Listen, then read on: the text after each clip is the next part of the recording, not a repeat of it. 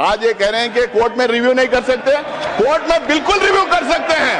अगर कोर्ट में रिव्यू नहीं कर सकते, अगर कोर्ट में रिव्यू नहीं कर सकते तो हाई कोर्ट में और सुप्रीम कोर्ट में वो के इतने केसेस कैसा हो रहे हैं, कितने केसेस कैसा हो रहे हैं हाई कोर्ट में और सुप्रीम कोर्ट में। माननीय गृह मंत्री कुछ कर दे एक जी प्लीज।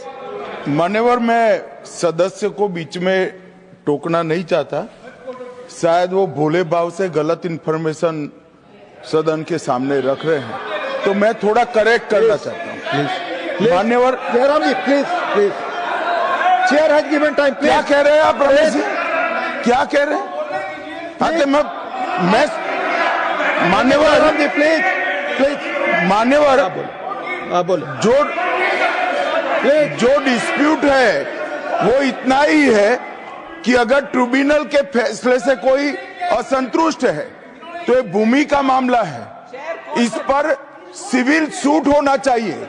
सिविल सूट में अधिकारों के बहुत वाइड रेंज होती है।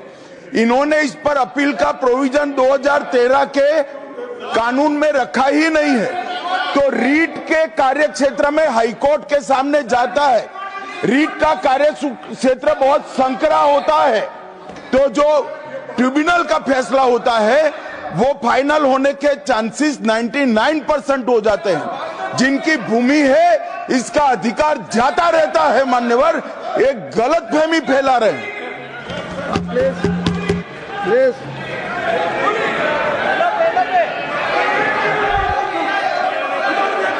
आप ही को दे रहे हैं, आप सुनते नहीं सर।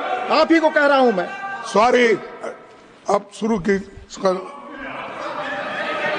देखिए साहब, वो बात कर, और हमने रिजू जी साहब का तो बहुत शांति के साथ सुना, और रात में भी कल आपका भाषण वहां पर भी टीवी में पूरा सुना। कम से कम वो जो उन्होंने तैयारी करके लाए हैं, उन्होंने भी पढ़ के आए, वो तो कोई ऐसे वैसे बात नहीं कर रहे हैं। इसके ऊपर गंभीरता से अध्ययन करके वो आए हैं। उनका फ्लो बीच में चले जाता, विचार चले जाता, तो इसलिए मैं आपसे कृपा करके विनती करता हूं, उधर के लोगों को टोकना बंद करने के लिए कहो। जो कुछ कहना है वो अपनी बात उत्तर में कहे, मैं यही चाहता हूं। अब उनको कंट्रोल करिए। Doctor Syed Naseer Hussain please please. Sir, tribunal के बारे में इन्होंने कहा, रिजू जी ने, कि 2 थे, उन्होंने 1 बढ़ा दिया। 2013 में भी 3 ही थे, 2013 में भी 3 ही थे, 2013 में भी इस्लामिक स्कॉलर डोमेन एक्सपर्ट थे। बल्कि इन्होंने अभी कर दिया कि रिटायरिंग या सर्विंग, पहले हम लोगों ने सर्विंग जज को रखते थे। भ्रम में फैलाया जा रहा था कि वक्फ का ट्रिब्यूनल है, वक्फ कॉन्स्टिट्यूट करती है, लेकिन स्टेट गवर्नमेंट कॉन्स्टिट्यूट करता है, वक्फ बोर्ड नहीं कॉन्स्टिट्यूट करती है। ये भ्रम फैलाया जा रहा है।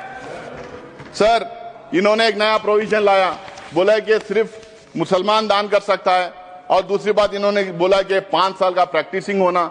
अब ये तो था पहले, जेपीसी को जाके आने के बाद अब ये कह रहे हैं कि उसको डेमोन्स्ट्रेट करना चाहिए।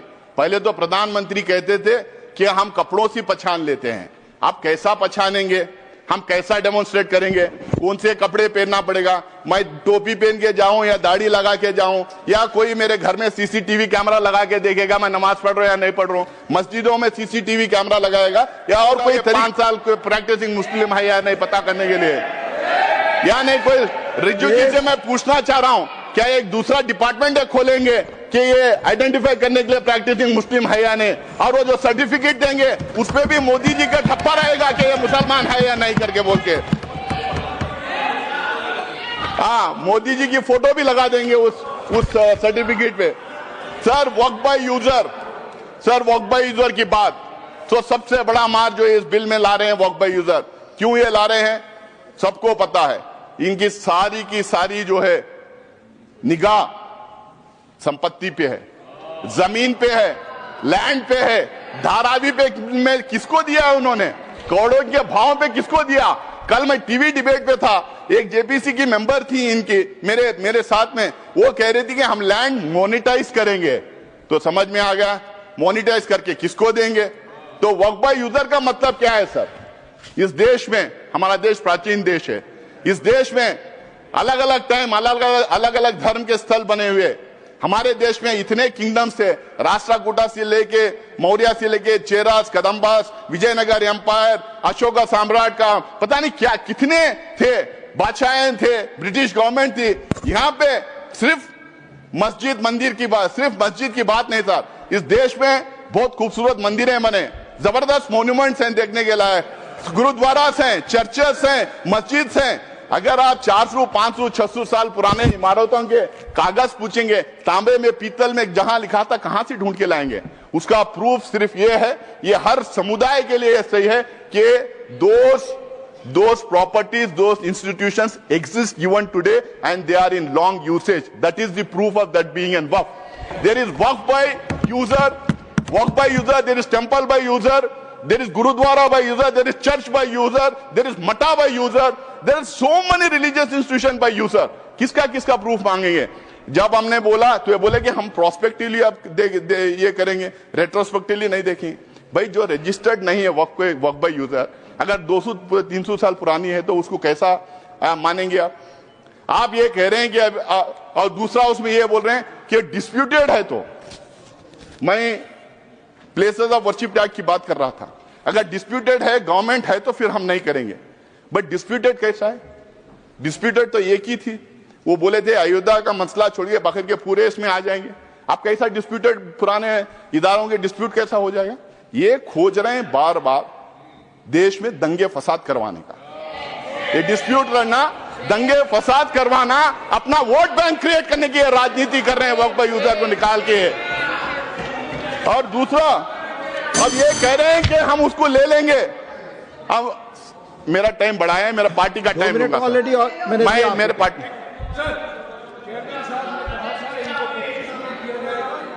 पार्टी का समय बाकी है, इनको 25 मिनट दीजिएगा।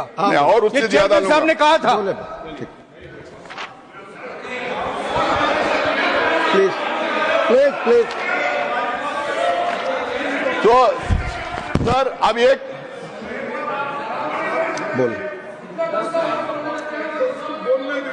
25 मिनट क्या 30 मिनट? समय यहाँ 20 मिनट लिखा हुआ है। देखो साहब, मैं 20 मिनट के बाद कृपया समय देखिए। मैं ऑलरेडी माननीय एलओपी ऑलरेडी बोलने से अतिरिक्त समय दिया मैंने।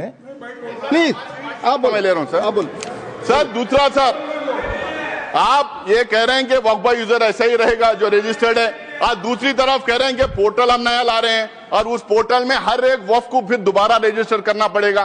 भाई वक्फ बाय यूजर वो रजिस्टर्ड हो गया तो सीधा उठा के डाल लीजिए उसमें, आप फिर दोबारा उनको क्यों रजिस्ट्रेशन करें? आप चाह रहे हैं कि फिर वो दोबारा पेपर उससे मांगे, आप पेपर ना दें, फिर आपके लोग जाके दंगा फसाद करें और आपका वोट बैंक बढ़ता रहे। ये आपका वो है। सर तीसरा, ढांचे की बात कर रहा हूं मैं। ये बहुत जोर जोर से रिजू जी बोल रहे थे कि ये सेक्युलर कैरेक्टर है वक्फ बोर्ड का सेक्युलर कैरेक्टर है। वक्फ बोर्ड सिर्फ एडमिनिस्ट्रेशन और गवर्नेंस नहीं देखती है, वक्फ बोर्ड रिलीजियस अफेयर्स में भी दखलंदाज करती है, रिलीजियस अफेयर्स भी देखती है। अगर आपको इतना ही है, अगर आप कह रहे हैं, अगर मैं आपकी बात भी मान लो, तो मैं आपसे पूछना चाहता हूं, क्या हिंदू रिलीजियस एक्ट के तहत जो इंस्टीट्यूशंस बने, endowment act, Muzrai department, places of Hindu religious places act, SGPC और अलग अलग समुदाय के जो इदारे जो बने हैं, क्या उसमें